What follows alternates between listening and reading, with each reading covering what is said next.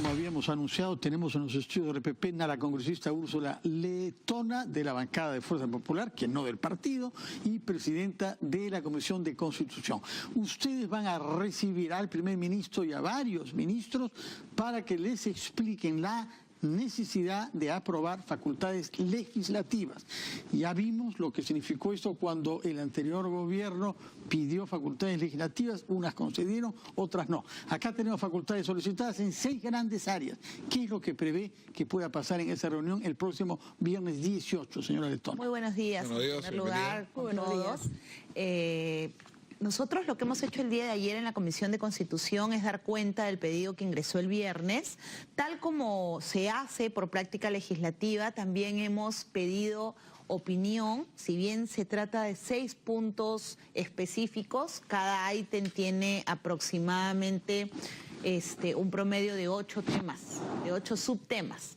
Entonces hemos pedido opinión a las comisiones involucradas y efectivamente hemos acordado que el 18 podamos citar a los ministros y al premier para que puedan dilucidar dudas que puedan presentarse en el análisis y además precisar algunos aspectos. Por ejemplo, ayer conversábamos en la Comisión de Constitución la necesidad de repente que el Poder Ejecutivo evalúe separar el tema de reconstrucción. Entendido la reconstrucción como un tema muy urgente del tema de modernización del Estado, que puede ir a otro ritmo. Entonces, ¿eso en qué se traduciría? ¿En que se apruebe más rápido? Claro, en que haya un trato diferenciado que prioridades.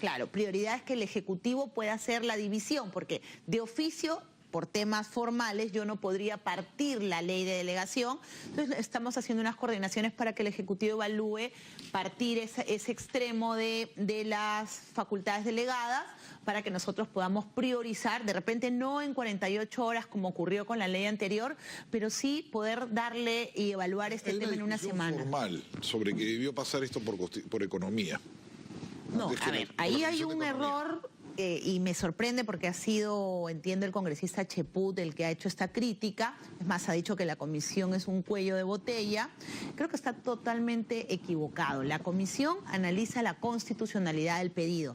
Eso no enerva, como se hizo bajo la presidencia de Miki Torres, que podamos pedir la opinión especializada a las comisiones ordinarias. Y eso es lo que hemos hecho. El día de ayer se han cursado los oficios. Pero creo que ahí ha habido un tema, creo que de no correcta interpretación.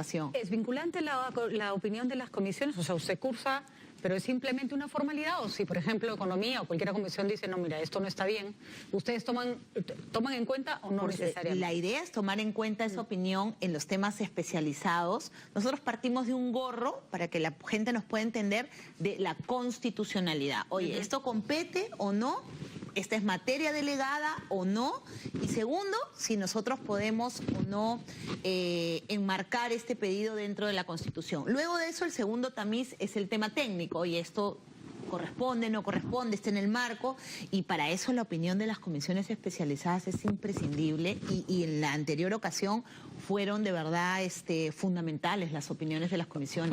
Porque más allá del tema constitucional también es si es pertinente, no es pertinente, si vale la pena, si no se colisiona con otra iniciativa, por ejemplo, de alguna comisión, ¿no? Supongo que hay mucho más trabajo que hacer que simplemente decretar la constitucionalidad. Sí, no. De hecho, el tema de fondo es bien importante y por eso creo que la dinámica de la opinión y en los plazos tan cortos que también hemos estipulado para que las comisiones emitan opinión, nos va a llevar a hacer este trabajo conjunto. De acuerdo. Porque finalmente, independientemente de que haya proyectos en el Congreso, nosotros tenemos que tener en cuenta que este es un mensaje clarísimo de que podemos trabajar juntos. Y que podemos trabajar juntos no para un rédito político, sino para que nuestro país empiece a caminar. Esa es la línea que yo he notado mucho consenso el día de ayer. La verdad ha sido una sesión muy, muy tranquila, donde hemos podido priorizar este tema y en paralelo otros temas de debate que están en la agenda, ¿no? Que luego veremos. Si se logra partir este pedido de facultades, ¿cuánto tiempo demoraría sacar las facultades para el tema de la reconstrucción y cuánto tiempo demoraría el otro paquete? ¿Tienen un cálculo? Sí, nosotros hemos hecho incluso un cronograma que el día de ayer se presentó. Estaríamos viendo en el Pleno el 7 de junio ya votar el dictamen. El 18 viene el Premier y los ministros. El jueves 17 es la fecha límite para que las comisiones nos informen, se elabora el dictamen y nosotros podamos discutir el dictamen el miércoles 30 de mayo y correr. Si se parte el tema de reconstrucción, por ejemplo, yo creo que de hecho la idea sería que ese dictamen de reconstrucción salga mucho antes, ¿no? Además del reconstrucción, ¿cuáles son los otros temas fundamentales sobre los que van a tener que pronunciarse? Yo creo que el principal tema aquí es el de la reconstrucción, que merece una prioridad especial. Hay temas tributarios. A mí, por ejemplo, me llama muchísimo la atención el tema de reforma del Estado, y lo he dicho públicamente. Creo que plantear cualquier reforma estructural tal y como está planteado el Estado peruano va a ser imposible. Hay que sentar bases de reforma y es bien importante que repensemos el servicio civil y que también tengamos en cuenta que pese a que no hemos sido invitados todavía a la OCDE, este viceministerio de medición de políticas públicas y de corrección de políticas públicas es un esfuerzo que tenemos que implementar ya. Ustedes habrán visto el domingo salió un reportaje sobre los micronutrientes. Es una vergüenza con las cifras que tenemos en el Perú de anemia y desnutrición, que los micronutrientes se pudran en los almacenes. Y eso es simplemente fallas en la estructura de la estrategia de reparto y de la estrategia general de lucha contra la desnutrición. Y eso se tiene que corregir con este tipo de políticas. Yo entiendo que hay que reformar el Estado y que eso ya es una tarea que no se puede seguir postergando. Y siempre se dice, no, que es una tarea titánica ya, pero si no se empieza ya, ¿no? Sí. Pero que se pudran los micronutrientes, en realidad, eso es un tema de dejadez. Estoy segura que todo el Estado está diseñado para que no se queden ahí pudriéndose esos, pero ¿no? o sea, es que si no medimos y no corregimos, ¿qué es lo que hace el mundo? O sea, no estamos planteando... Para empezar, ¿no? ¿Qué sanción merece algo como eso? Yo creo que incluso hay una sanción penal. Debería. Porque, por ejemplo, en la posta médica, en el hospital de Vitarte, ni siquiera la posta, el hospital de atención primaria de Vitarte tenía la solicitud hace aproximadamente 3 años que venía pidiendo que se le entreguen micronutrientes. Pero siempre se le denegaba, se les decía que no eran parte de esta estrategia nacional, que no se les podía asignar. Estando en abril, próximo a vencer en mayo el lote más inmediato, llaman por teléfono y le dicen, por favor, empieza a repartir. De favor. Entonces la persona encargada, la coordinadora del programa, dice, ok, mándenme los micronutrientes. En 5 días atendieron a 29 niños. ¿Ustedes se imaginan lo que hubiera pasado con esos niños o con muchísimos más si es que la primera solicitud hubiera sido atendida? O sea, eso es una falla en la estrategia, es dejadez, como dice Patricia, y es la imposibilidad del Estado peruano de articular sus esfuerzos para que finalmente esos micronutrientes lleguen donde tenían que llegar. El solo hecho de que haya un trámite para que se repartan está mal, ¿no? O sea, tanta cosa. Otro de los campos sobre los que se ha solicitado facultades legislativas o se va a legislar es reactivación económica. Sí. ¿Tienen reservas también que este tema se haga vía decreto legislativo y no proyecto de ley? Yo puedo decir que lo que he sentido en la Comisión de Constitución es que no hay tabúes. Incluso los cambios tributarios los van a dar abiertamente. Incluso, o sea, lo que pasa, Aldo, es que ayer hemos dado cuenta del contenido. O sea, formarnos una opinión en tan poco tiempo es difícil, pero sí he notado la apertura y la predisposición de los colegas de las diferentes bancadas de meternos en el tema 100% y de procurar entregarle al Ejecutivo las herramientas que necesita para que este país comience a funcionar. El problema es que en el tema de facultades tributarias, si se toca, por ejemplo, a regiones determinadas, lo que vas a tener es una resistencia de parte de congresistas que representan esa región y que no quieren volverse impopulares. Si además tomamos en cuenta que se vienen elecciones regionales y locales, la cosa se complica aún más. ¿Cómo separar los intereses políticos de la necesidad de legislar de manera responsable? Sí, lo que yo he podido ver, por ejemplo, en el tema de la relación con gobiernos subnacionales es justamente repensar el tema de la asignación presupuestal o incluso repensar el tema de competencias, que creo que es bien importante. Acá hablan de una redefinición y ahí es donde hemos pedido la información, porque justamente a lo que iba Patricia, los gobiernos regionales y las municipalidades tienen competencias, les hemos transferido presupuesto, les hemos transferido obligaciones, pero no les hemos transferido capacidades. Y lo que ha demostrado el proceso de descentralización, pese a ser un proceso netamente político, porque así ha sido, es que sin capacidades es imposible cumplir esas obligaciones. Entonces, sí hay que repensar cómo se transfirieron y cómo ayudamos. Ese tiene que ser el enfoque a los gobiernos regionales y a los gobiernos nacionales a retomar capacidades que le permitan cumplir sus fines. Señora Letona, tenemos que ir a una pausa y retomaremos nuestro diálogo sobre facultades legales, pero también los otros temas que creo que fueron tratados con menos tranquilidad el día de ayer, que tienen que ver con las reformas electorales que la comisión que usted preside impulsó. Primero vamos a una pausa. Son las 8:34, estamos entrevistando a la congresista Úrsula Letona en su calidad de presidenta de la Comisión de Constitución, encargada de recibir en primera instancia por lo menos los decretos legislativos, los proyectos de decreto legislativo que el gobierno quiere aprobar vía concesión de facultades delegadas. Hemos hablado sobre algunos campos, pero falta mencionar otros de los 6 campos señalados por el primer ministro que tiene que ver con la lucha contra la corrupción. Díganos, por favor, ¿qué hace falta cambiar de nuestro marco normativo para que al fin podamos decir ahora sí podemos combatir la corrupción? Yo creo que ha habido avances importantes a nivel de este Congreso. Recordemos que aprobamos la ley de imprescriptibilidad de los delitos de corrupción y segundo, que hemos logrado tener consensos también a través de la Comisión de Constitución para personas condenadas por delitos gravísimos como terrorismo, corrupción, violación de menores, narcotráficos, no puedan participar en la vida política e incluso en la función pública con otros tipos penales agravados. Creo que ese marco nos va a procurar una lucha contra la corrupción sólida.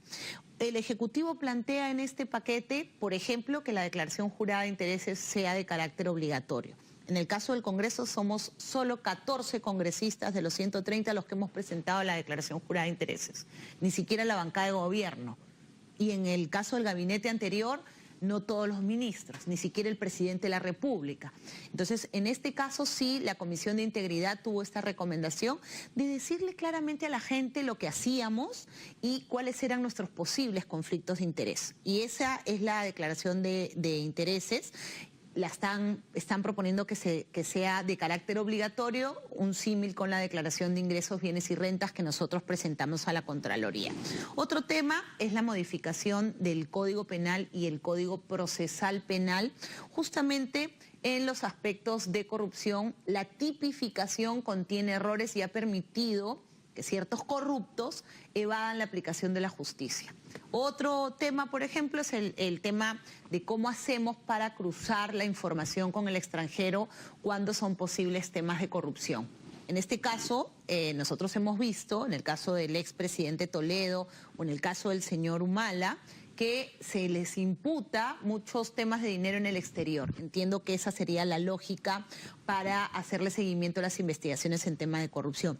Yo creo que lo que está tratando el Ejecutivo es de cerrar un círculo de medidas de prevención en la lucha contra la corrupción. La pérdida de dominio también, ¿no? También está el tema de la precisión de la pérdida de dominio, que fue un decreto legislativo. No, por Humala, ¿no?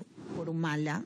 Y que hoy se lo están aplicando a él. Hoy se lo están aplicando, esas son las paradojas de la vida. El problema es que lo extendieron mucho, ¿no? Entiendo que justamente lo que pretenden hacer es especificar, acotar el tema de la reparación civil, en qué casos se aplica y cuáles son las medidas invasivas que se pueden tomar en los temas de corrupción. El gobierno ha planteado una serie de inquietudes e intereses con respecto a la reforma electoral. Para empezar, la bicameralidad, la eliminación del voto preferencial, y ahí parece estarle corrigiendo la plana al Congreso, porque ya no sé de quién es la culpa, pero lo cierto es que no se avanza. No tiene mucho sentido seguir planteando, por ejemplo, medidas anticorrupción si no empezamos por financiamiento de partidos políticos, que es un mal que les cae a todos.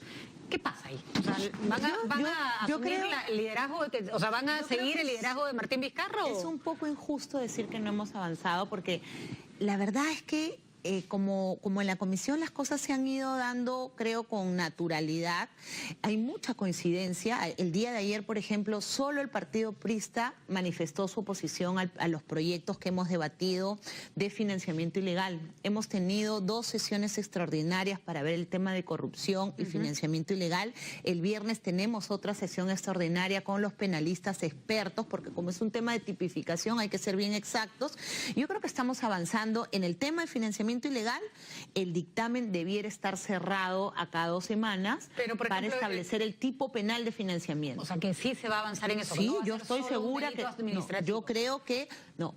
O sea, ya se ha dejado de lado la tesis de que sea solamente una sanción administrativa, y yo he notado, sin ánimos de adelantar opinión, que el consenso de todas las bancadas, salvo la que ayer manifestó su oposición, que fue el APRA, es que este tema se apruebe como modificación del Código Penal. El otro tema, y ya lo hemos anunciado ayer, el martes arranca el debate de la bicameralidad con la sustentación por parte de la presidencia de los 5 proyectos que tenemos presentados, y ahí hemos hecho un llamado al Poder Ejecutivo porque entendemos su interés en estos 2 temas, su voluntad, y lo manifestó el Premier, de que nos puedan hacer llegar su opinión o los proyectos para que esto no dilate la decisión de la comisión. Es más, la congresista Glave y el congresista Torres hicieron mención específica a que no podíamos estar supeditados a que el Poder Ejecutivo mande los proyectos, porque eso de cierta manera iba a detener el cronograma que ya teníamos aprobado y que es el que estamos ejecutando. Entonces, yo sí estimo que para el tema de la bicameralidad, al cierre de la gestión que yo me honro en presidir, mis colegas van a tener toda la información de los pros y los contras. Porque hay muchas opiniones a favor del tema de la bicameralidad, pero también hay muchas opiniones en contra. Y yo creo que ahí es donde el debate, la apertura, los expertos, la academia y los representantes de la sociedad civil van a contribuir para que la decisión finalmente que se tome sea la mejor para nuestro sistema democrático. Y segundo, que creo que es un tema fundamental en las reformas que hemos planteado, se legitime. Y se legitima explicándolo. De acuerdo, pero está muy bien y estoy segura que van a hacer el debate pertinente, pero a la hora de votar ustedes tienen una mayoría importante, vamos a decirlo así. Por lo tanto, puede terminar imponiéndose, y no digo que de manera ilegal, un criterio que no necesariamente es compartido, digamos, por todas las personas a las que van a consultar. La posición de la bancada de Fuerza Popular ha sido siempre no a la bicameralidad. ¿La van a revisar? No hemos desde que yo estoy en Fuerza Popular, pertenezco a la bancada, no hemos tenido una discusión sobre el tema de bicameralidad. Hasta el día de hoy no hay una posición. He escuchado argumentos a favor, he escuchado argumentos en contra, posiciones a favor y posiciones en contra. Y yo creo que ese debate lo vamos a tener a la interna una vez que haya dictamen. El dictamen va a ser independientemente de lo que diga la bancada. ¿Y el voto preferencial? En el voto preferencial no tenemos todavía ningún proyecto, como lo anuncié cuando aprobamos el cronograma. Esto se debiera ver como marco de las reformas estructurales de la Constitución que estamos iniciando justamente esta semana. Un último tema, señora Letona, al margen de estos temas de fondos sustantivos. ¿Tuvo alguna fricción usted con su compañero de bancada, ex compañero Kenji Fujimori, y parece que advirtió que pensaba tomar algunas medidas judiciales, ¿no? ¿En qué ha quedado su relación un poco tempestuosa con el señor Kenji Fujimori? Sí, ha sido lamentable, como usted señala, esta actitud del congresista Fujimori. Para mí, no solo en lo personal, sino también en la relación de colegas, considero que ha sido infraterno en argumentar mentiras y falacias respecto de mi persona, de Lucho Galarreta y de Lourdes Alcorta, por quienes tengo no solamente el mayor de los respetos, sino las mayores consideraciones. Yo he iniciado una demanda y eso se viene tramitando en el Poder Judicial. Ah, ya le inició. Yo ayer la presenté hace más de 3 semanas, está presentada e incluye una indemnización. Yo espero que la justicia... ¿Cuál es el monto de la 3 millones de soles. 3 millones de soles. Difamación, calumnia, injuria. Sí, es ¿Difamación? por difamación. Y lo que le estoy pidiendo, yo le había pedido públicamente que se rectifique, y lo que estoy haciendo es que la justicia se encargue. O sea, para mí el capítulo Kenji Fujimori es un capítulo cerrado. Yo no voy a tener ninguna conversación con él respecto a estos hechos, y dejaré que la justicia se pronuncie De mi parte, yo le di la oportunidad que pueda rectificarse. Él ha señalado a la Fiscalía que esto se trataría de un tema en modo de pregunta. A mí me parece que es falso y que él debió disculparse con nosotros. ¿Va a haber jubileo con algunos Avengers? Dicen que por la elección de la mesa directiva se va a perdonar a algunos Avengers. ¿Y van a regresar al redil? Yo creo que esa situación es, ¿irreversible? En mi opinión personal, es que esa situación, compartir con gente que ha participado en esta red de corrupción, de repartija del presupuesto público, para mí es una cuestión de principios. ¿Ninguno regresaría? Yo no podría votar a favor de que alguno de ellos se reintegre a la bancada. Muchas gracias, congresista Úrsula Letona. Recuerdo que usted es la presidenta de la Comisión de Constitución encargada de aprobar o rechazar los decretos legislativos que el gobierno quiere hacer aprobar para legislar rápidamente en 6 campos diferentes. Muchas gracias. Hacemos una pausa y hablaremos sobre temas municipales.